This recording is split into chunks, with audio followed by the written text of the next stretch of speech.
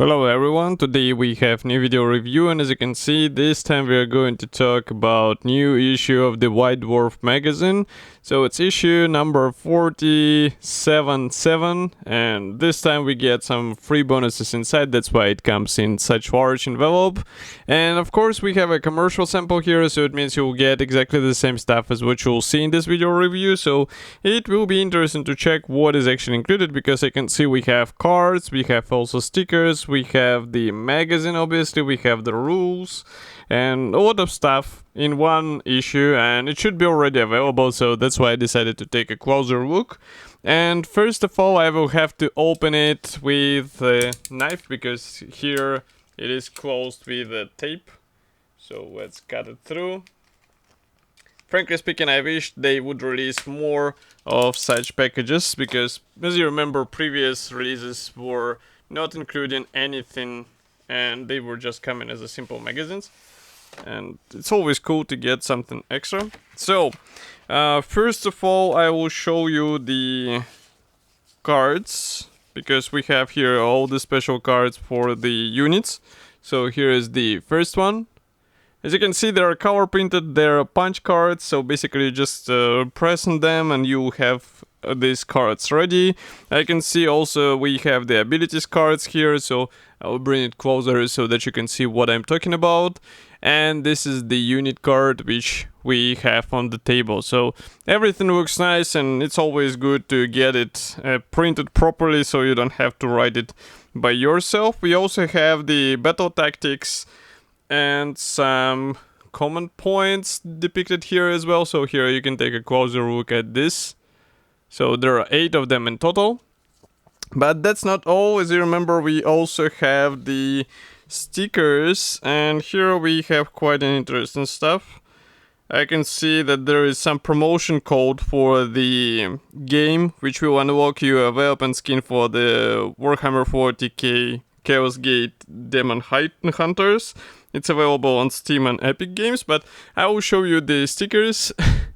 Believe me, there is also a code in the bottom, but here are the stickers, and they are quite large. I was expecting smaller stickers, so this is really cool. It might be funny to apply on some, maybe a laptop, maybe somewhere else. And we also have another set of cards. So here we have game cards which are a bit bigger, and as you can see, they are coming with all necessary stats and the backstories. Here is another one, and all this stuff is coming as a standard bonus. So in total there are 4 sheets with cards and 1 sheet with stickers. Really cool in my opinion, and it's always good to get some additional bonuses, as I said before. So now finally we can move on to the magazine, which was inside as well. So as you can see, the printing format stays the same, nothing has changed here. So let's open it and start checking one by one. So first of all, as usual, we have the introductory note and then the contents page. I can see that there is a lot of stuff dedicated to the Galactic War. So it will be quite a new topic in comparison with what we saw in the previous releases. So of course we start with the contact, where you'll be able to check the builds from other readers, and of course you get the color charts in order to replicate this or that build. Then we have some introductory note on the new mechanics for the Worlds of Warhammer. Here we have Age of Sigmar. And here we continue with the Flashpoint Clash. So I guess that's the new event. Correct me if I'm wrong, but as you can see here, we have also various territories which will be available for this conflict. And again, we continue with Tom Celestial. So here we have the short history note, let's say, about this whole conflict. So it will be a good read, so that you get some background on what is happening and why it is happening. And next we start with some updates. So here you get some mechanic updates which are important in order to properly play this party. So pay attention, read it thoroughly, and you'll be good to go. Next we continue with some explanation on the campaign. So here you can see that we have some basic mechanics laid out so that you understand how you can battle this or that level. And I can see that there are quite interesting builds, but they're not described yet. So here you can see some Warcry rules which are effective from this issue. These are actually updated rules. We also have some battle rules as well. And next we continue with the Tale of the Warlord. So actually it's 4 warlords. Again, we have slightly different territory division, so it will be interesting to try this campaign. And we also have that's the unit cards, right? But we have also some explanation from the creators, I guess, so let me check. Yeah, so there are some suggestions on how to work with it, and here we start with the armies which will be used in this conflict. As you can see, they are numbered, so it will be easy to find what is interesting for you. And again, I still do not see any paint chart here. It would be handy. I wonder why they stopped doing it here, because some of these builds look interesting, for example this one, so it would be good to see which shades were employed, let's say, in this build.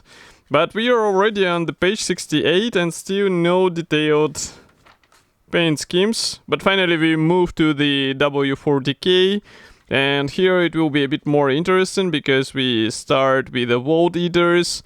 I guess that's the new part of the story. So as you can see, we have some large builds, and as far as I know, there were several kits announced recently, and they are also quite big, even though price is surprisingly reasonable. So in case you're interested, feel free to get it. And here we continue with the new rules for these World Eaters, so it will be interesting to see what has changed. As you can see, we have some changes in stratagems. We have also some changes in relics. And here we continue with the battle cards. Again, some amazing builds on the pictures. And again, we do not have a paint description for them. And next, as usual, we continue with the fiction note. So here you will be able to read a bit about the whole conflict and get some background. Next, we continue finally with the painting and even converting your models. This is interesting. So basically you can use even the standard Space Marine and convert it into the necessary division. So it's up to you. As you can see, this I can see that it's World Eaters Leviathan Dreadnought, but as you can see, the paint choice is slightly different from what we are used to see on such units, and the weathering is also quite, I would say, impressive. It's not something you usually see on the vehicles from W40K. Nevertheless, here we continue with more units which will be engaged in this conflict. That's the large units which I was talking about. And next we continue with finally the paint schemes, so that you can understand how to achieve this or that shade. That's not all. Here we have the echoes from the warp.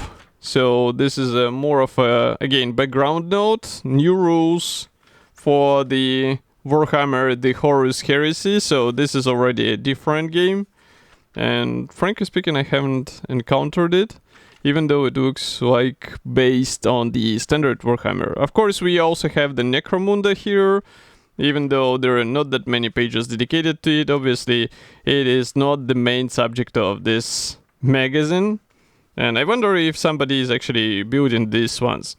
Next, we continue with the Black Library. Here you will be able to get some meaning of the other pre-story events which happened, and it might be handy because it will give you some deeper understanding on why the conflict was actually appearing during that time. I'm just checking the page, it's already 141, and we continue with, of course, Hobby Bingo, and here we have the Hobby Bingo Spotlight. We have also extra, so here you have quite impressive build And note that in the next issue we will have the team Q zones. Actually, Q-Team Q zones, and it will be on sale on 15th of July, so quite soon. As for this issue, in my opinion, it is quite interesting because this time it focuses mainly on the Warhammer, but W40k was not forgotten, and we have really good paint charts, which might be handy for your next figure builds. And as I said, it should be already available, price stays the same, so you can get it in any good toy or game shop. And of course I will be happy to hear your opinion about such a list. Do not forget to write it here in the comment section below. If you like this video, press the like button, subscribe to our YouTube channel, and I will see you in the next video review as usual. Thank you for joining me today, and bye.